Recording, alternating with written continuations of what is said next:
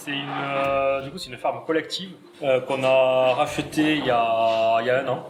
Nous, on exploite sur 2 hectares, mais à terme, on pourra cultiver jusqu'à 8 mètres carrés sur l'exploitation. On a des poules pondeuses, un poulailler mobile, c'est pour faire du pâturage tournant. On est sur du maraîchage petite surface, ce qui fait qu'on a énormément de planches avec des cultures. Donc nos planches font 1 mètre de long et on a énormément de planches en même temps, donc c'est vrai que ça fait beaucoup d'espaces de cultures différentes à gérer, mais on s'en sort avec l'organisation, les outils adaptés. Et on avait tous des raisons individuelles de vouloir s'installer à la campagne. Il y a le fait de devoir aussi retourner un peu à la terre, mais ça c'est un point classique en fait, tous ceux qui reviennent sur l'agricole. Mais c'est aussi pouvoir travailler et améliorer la biodiversité. Et ensuite, du coup, en bio-intensif, on a beaucoup de successions de cultures. Donc on a le défi qu'un peu tous les maraîchers ont, c'est-à-dire réussir à avoir une production qui soit diversifiée et réussir à tout vendre. Donc ça, c'est les contraintes de tous les maraîchers. Donc, nous, en plus de ça, il y a le fait qu'on soit en collectif. Donc, le fait qu'on soit 3, ça fait qu'on ne peut pas se permettre que de tout gérer de tête finalement. Enfin, j'ai déjà visité des fermes où la personne est toute seule, donc elle écrit rien et elle sait, c'est une grosse charge mentale, mais elle gère tout de tête. Nous, il faut qu'on écrive et qu'on ait des documents à se référer, parce qu'il ne faut pas qu'on travaille chacun de notre côté et qu'on se rende compte qu'on a fait la même chose après, c'est pas possible. Donc là, si on arrive à avoir le cercle de commercialisation qu'il faut, on va ouvrir 4 nouveaux jardins. Et après, ça va être augmenter la production pour répondre à la demande qu'on aura. C'est vrai que le premier objectif, c'est vraiment de se stabiliser, donc consolider nos ventes, consolider la production. Après, on a des projets à plus long terme de réaménagement de certaines parties de la ferme qui sont pour l'instant assez abîmées, faire des événements sur la ferme. On a déjà fait 1 ou 2, on aimerait en faire plus, mais dans un premier temps, c'est vraiment stabiliser toutes les 3 entreprises qui sont sur la ferme.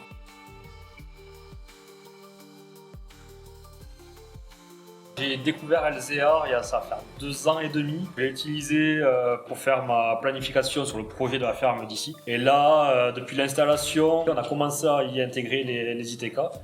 Utiliser un outil qui nous permet de nous décharger mentalement, comme expliqué tout à l'heure Victor. Ça permet après d'avoir une décharge mentale et on sait que toutes les semaines, on peut sortir le semainier pour pouvoir dire voilà, cette semaine il faut faire ça sur telle planche. Il peut y avoir plusieurs utilisateurs.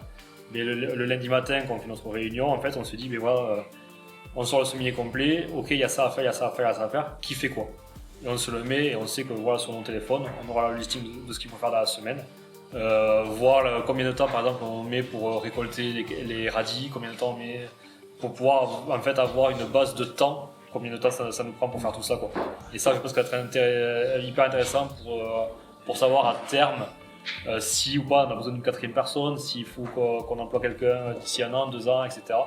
Par rapport au volume horaire, s'il nous faut juste un saisonnier ou pas, ça sera vraiment intéressant pour quantifier ça.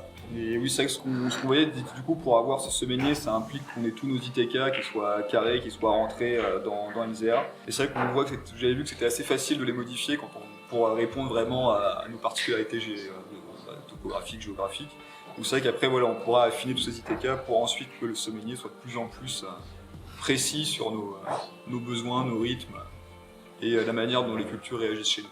Avoir un outil d'organisation, c'est quasiment indispensable. Donc en tout cas, ouais, pour le côté collectif, c'est vraiment assez vital. Je vais répéter ce qu'un maraîcher m'a déjà dit, c'est qu'en tant que maraîcher, la vie est déjà assez compliquée.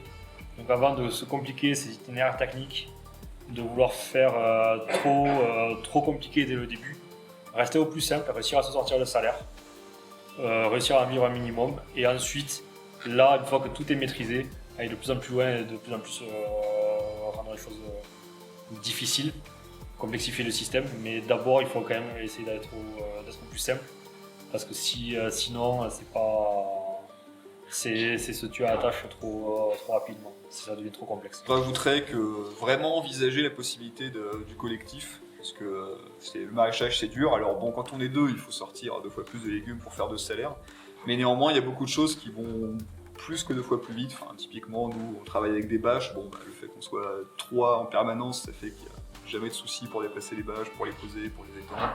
On travaille avec des fils, et puis dès qu'il y a quelqu'un qui a un coup de mou, que ce soit mental ou physique, C'est beaucoup plus facile de s'arrêter une demi-journée parce qu'on sait que les autres vont pouvoir encaisser. Et après, quand c'est aux autres de s'arrêter, on est là. Et c'est vrai que ça fait que y a une charge mentale qui est répartie et qui permet de s'octroyer plus facilement dans des pauses. Et les pauses, il faut les prendre. Ce qui nous résume en premier, c'est le collectif. On est à la fois 3 sur la partie maraîchage poule pondeuse, peut-être même 4 à l'avenir. Et ouais, il y a le côté agroécologie, parce que du coup, on a vraiment travaillé, nous, sur notre exploitation, à avoir énormément de biodiversité, d'avoir autant du coup, les poules pondeuses que de l'agroforesterie, que pas mal de diversité de légumes. On ne veut pas faire de monoculture. Pour moi, LZR, un mot, ça va être une diminution de la charge mentale. Au début, c'est peut-être un peu lourd à mettre en place, mais après, ça permet de diminuer la charge mentale énormément sur tout ce qu'on va avoir à faire. Et pour moi, c'est vraiment important, quoi. Pour pouvoir avoir une santé. Ouais, on a vu trop de maraîchers se tuer à la tâche et oublier et pas être bien à cause de trop de charge mentale pour pouvoir se l'infliger aussi. Ce que permet LZR, c'est des trucs qu'il faut faire de toute manière. Alors autant le faire avec un outil qui est efficace.